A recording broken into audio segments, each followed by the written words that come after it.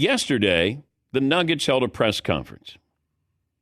Josh Kroenke, his dad, Stan Kroenke, owns them. He owns a few other franchises. So you're doing sort of, I guess, exit interview. They're just hiring a couple of front office people. They fired Michael Malone at the end of the regular season. They took OKC to 7 games. When they lost OKC, Joker, and I'm paraphrasing, talked about we need depth because they had depth when they won a title. And I said this was malpractice going into this last season. I said, you didn't do anything. I don't want Michael Porter Jr. He's not going to help me. I like Aaron Gordon a lot. Jamal Murray gets banged up. You better have some guys on the bench. And I'm listening to Josh Kroenke, one of the owners of the Nuggets, and he has this to say. Now, once again, this is unprovoked. I don't think anybody went to the press conference and going to ask him about the possibility of maybe trading the best player in the game. I think that for us as an organization, going into that second apron is not necessarily something that we're scared of. I think that there are rules around it that we needed to be very careful of with our injury history. The wrong person gets injured, and very quickly you're into a scenario where that I never want to have to contemplate, and that's trading number 15.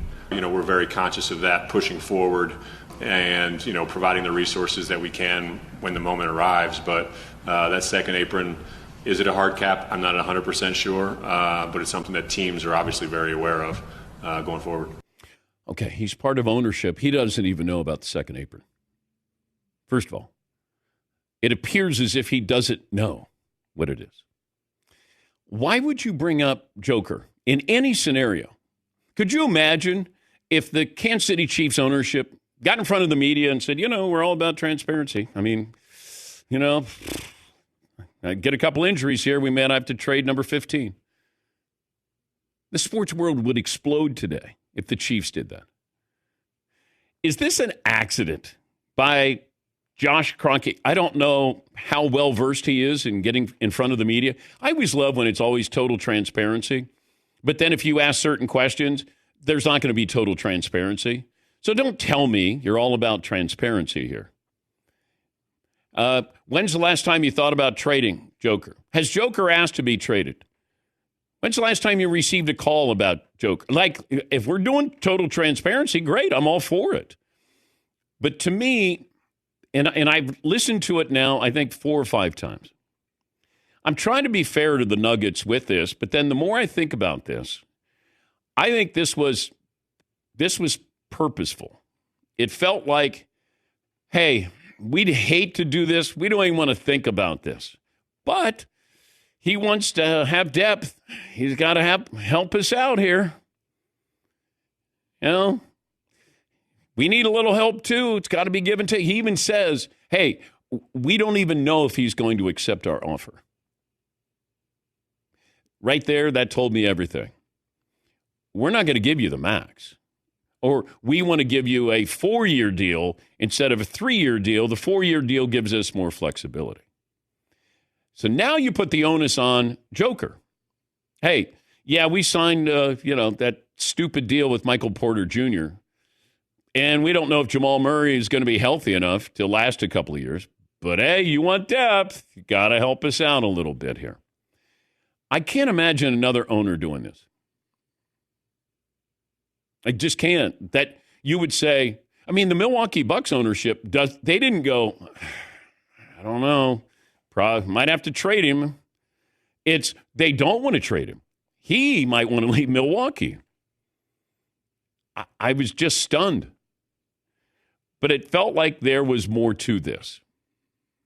Felt like there was an agenda here. Felt like there was a message that was going to be sent, and that is, we're going to try, but we're going to need help from Joker here as well.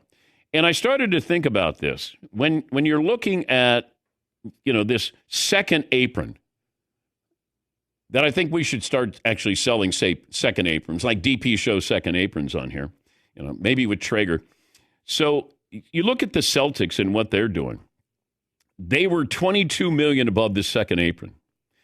But teams can only spend 2 years in a 5-year period above a certain line. And then future first-round picks start dropping to number 30 overall. So that's why the Celtics are having this sale right now. They used 1 second apron season this year. And they're not going to waste another, not having Jason Tatum. So they had to get rid of money. This is what's happening with this second apron. You got a 5-year window. You want to spend over it? Okay. After that, it's going to cost you your draft picks. They'll drop down to number 30. I know it's complicated, but I think what they're trying to do is maybe collude to let's keep these salaries under a certain umbrella. Let's not get crazy with all of this. Look at the Celtics. I mean, those two contracts with Brown and Tatum, you got $500 million there. Tatum probably won't play next year. They may look at trade Jaylen Brown. Like all these things that you go, no, they can't do that. Just the fact that the Nuggets would even hint at that. And none of these reporters go, hey, if things go bad, are you going to trade Joker? It wasn't one of those. But boy, if he came on this show and said, kind of a doomsday situation, we might consider trading 15. Oh, man. Here we go. Hold on, I got some questions for you. Yeah, Marvin. If you're another NBA team, do you just call, hey. Sure. Put out a feeler. Look at what the Lakers pulled off with Luka. You never know. You never know. Like Boston. If I'm the Brooklyn Nets, you are a nondescript franchise. You got 5 first-round picks.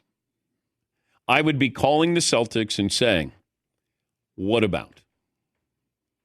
What about? If the Celtics are kind of in a rebuild/reload, then I would try to, I'd try it. I'd knock on the door at least. And I think some teams have probably called the Celtics about Jaylen Brown. Shams has mentioned that teams are kind of, kicking this around.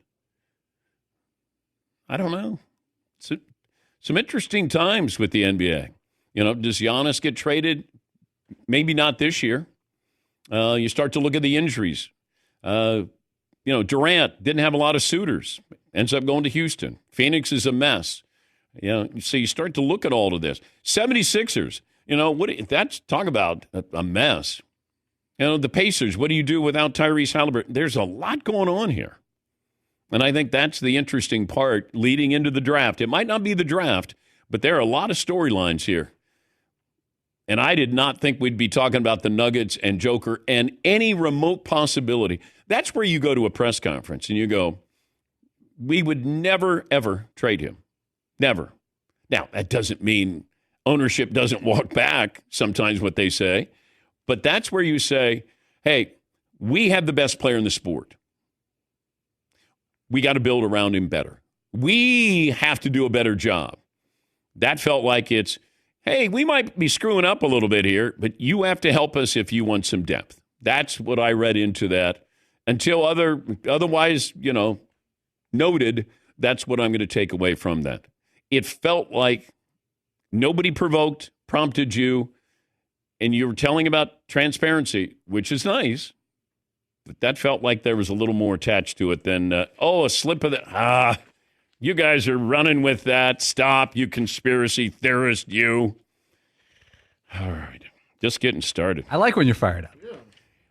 Well, it's an interesting comment because you don't want to call them unaware, but if it's on purpose, then it's even scarier. you go into those press conferences, you know what you're going to be talking about. You can't be surprised, right? You can't be surprised. I don't think there was any thought with any member of the media going, man, wait till you hear this question. Wait till I ask him about Joker. And all of a sudden, I went, wait. And I said to Marvin, give me the context of that. He said, there wasn't, it was just that. He brought it up unprovoked.